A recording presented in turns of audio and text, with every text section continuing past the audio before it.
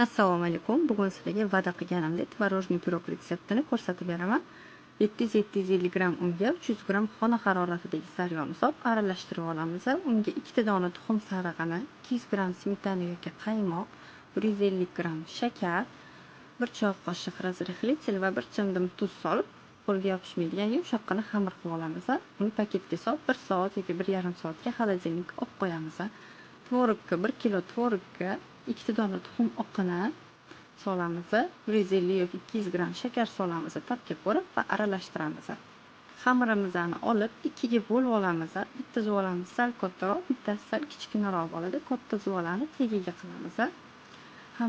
Xamirimizni ozgina un sepib, chiroyli qilib yoyib olamiz va diskga joylaymiz va chetlarini chiroyli qilib to'g'irlab olamiz va tvorogimizni solib chiqamiz ustidan bir tekis qilib. Ikkinchi xamirimizni yoyamiz. Uni lentacha shaklida kesib olamiz. Chiroyli qilib, ingichka qilib, qalinligini qalin bo'lib ketishi kerak emas, uniki ingichka ham kerak emas.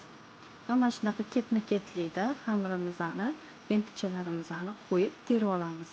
Va chetlarini yulka yordamida ozgina-ozginadan bostirib chiqsanglar bo'ladi. Tortilib ketmasligi uchun va tuxum sarig'ini surib 180-200 gradusda 25-30 daqiqada qizarguncha pishirib olamiz. Iloji boricha sovigan